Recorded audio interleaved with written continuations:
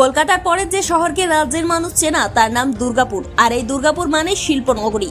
কিন্তু রাত বাড়তেই সিটি সেন্টার আর বেনাচিতির বুকে জেগে ওঠে আরেক দুর্গাপুর। প্রশ্ন একটাই, সব কি নিয়ম মেনে হচ্ছে? অভিযোগ, শহরের বেশ কিছু ডান্স বারে গানের তালে তালে চলে নাচ, সঙ্গে চলে মদ্যপান। সরাসরি টাকা ওড়ানো নিষেধ, তাই প্লাস্টিকের কাগজের নোট কিনে তা নাকি ছড়ানো হয়। অনেক কাস্টমার নেশার ঘোরে রাতের মধ্যে প্রচুর টাকা খরচ করে মাঝরাতে বাড়ি ফেরেন। আর শুধু ডান্স বার নয়, শহরের বিভিন্ন জায়গায় গজিয়ে উঠেছে বেশ কিছু ম্যাসাজ পার্লার।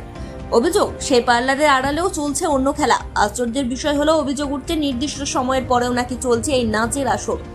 যদি এই ডান্স বার চালানোর অনুমতি থেকেও থাকে, তাহলে নিশ্চয়ই তার কিছু সরকারি গাইডলাইন আছে। প্রশ্ন 1, সেই সময়সীমা মানা হচ্ছে তো? প্রশ্ন 2, মহিলাদের নিরাপত্তা নিয়ে কি ব্যবস্থা আছে? প্রশ্ন 3, ম্যাসেজ পার্লারগুলো কি লাইসেন্স নিয়ে চলছে নাকি আড়ালে অন্য কিছু? এই বিষয়ে প্রশাসনের নজরদারি ঠিক কতটা? সবচেয়ে বড় প্রভাব পড়ছে আমাদের যুব সমাজের উপর। অভিযোগ, অল্প বয়সের ছেলেরাও রঙিন আনন্দের টানে এই জায়গাগুলোতে ঢুকে পড়ছে। নেশার ঘোরে ক্যারিয়ার, পড়াশোনা, ভবিষ্যৎ সব ভুলতে বসেছে। এক রাতের মনোরঞ্জন, তার দাম কি সারা জীবনের ক্যারিয়ার দিয়ে দেওয়া? এই বিষয়ে শাসক এবং বিরোধী উভয় দলের তরফ থেকে প্রতিক্রিয়া মিলেছে। দেখুন, অবিলম্বে এই কালচার বন্ধ হওয়া উচিত। দুর্গাপুরে খ্রিস্টীয় সংস্কৃতি নয়, দুর্গাপুরের মানুষ এসবে বিশ্বাসী নয়, কিন্তু মল কালচার আসার পর থেকেই দেখা গেছে যত দুর্গাপুর জুড়ে নোংরামি শুরু হয়েছে। ড্যান্স বারের নামে দেহ ব্যবসা এবং বিভিন্ন জায়গায়, এর আগেও জানেন সেপকোতে ধরা পড়েছিল, সেখানে বার ডান্সারদের রাখা হতো। গোটা পাড়া কমপ্লেন করে সেখান থেকে তাদের বিতাড়িত করা হয়েছে। এবং এই কালচার আগের সরকারের থেকে ছিল, কিন্তু যারা নিজেদের সনাতনী বলেন, যারা নিজেদের হিন্দুত্বের ধারক বাহক বলে প্রচার করেন, সেই সরকারের আমলে কেন সেই ঘটনাগুলোর পুনরাবৃত্তি হচ্ছে?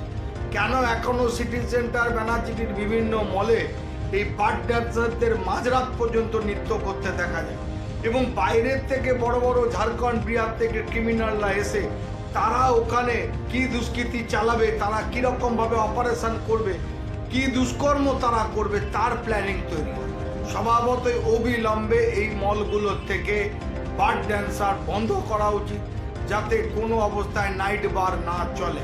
এবং আমি চাইব নতুন সরকার তারা যেন এই ব্যাপারে সদার্থক ভূমিকা নেন এবং দুর্গাপুরের কৃষ্টি, দুর্গাপুরের সংস্কৃতি, দুর্গাপুরের ঐতিহ্যকে তারা বজায় রাখার জন্য সচেষ্ট থাকেন। এই দুর্গাপুর আমাদের প্রাণের শহর। এই দুর্গাপুরে কোনো রকম অবৈধ কাজ কারবার ক্রমাগত হবে, এটা সাধারণ মানুষ, দুর্গাপুরের সাধারণ মানুষ কখনোই বরদাস্ত করবে না। এখানে অবৈধভাবে ম্যাসাজ পার্লার অথবা অবৈধভাবে কোনো ডান্স বার চলবে এবং সেখান থেকে কিছু কারবারি, কিছু ব্যবসায়ী কিছু পয়সা কামাবে। এটা দুর্গাপুরের সংস্কৃতিকে যেমন নষ্ট করছে, দুর্গাপুরের যুব সমাজকেও নষ্ট করছে এবং পারিবারিক কিছু সমস্যা আরও সৃষ্টি করে দিচ্ছে। তাই এই সব কারবারিদের সাবধান করে দিতে চাই, আগামী দিন আপনারা শুধরে যান এবং এই সব অবৈধ যে কাজ কারবার আছে সেগুলো বন্ধ করুন। তা না হলে পুলিশ প্রশাসন নিজের কাজ আগামী দিনে। দুর্গাপুর আমাদের গর্বের শহর, শিল্প, শিক্ষা, স্বাস্থ্য, সংস্কৃতির শহর। বিনোদনের নামে যদি যুব সমাজ বিপথে যায়, তাহলে সেটা শহরের জন্যই ক্ষতিকর। আমাদের দাবি, প্রশাসন যেন এই বিষয়ে কঠোর নজরদারি করে, গাইডলাইন মানা হচ্ছে কিনা তা খতিয়ে দেখে। আর আপনারাও সচেতন হন, আপনার পাশে যুবকটি যেন ভুল পথে না যায় সেদিকে নজর রাখুন। আপনি কি মনে করেন দুর্গাপুরে এই ধরনের প্রতিষ্ঠানের ওপর আরো কড়া নিয়ম দরকার? কমেন্ট জানান, ভিডিওটি শেয়ার করে সচেতনতা বাড়ান। দেখা হচ্ছে পরের ভিডিওতে।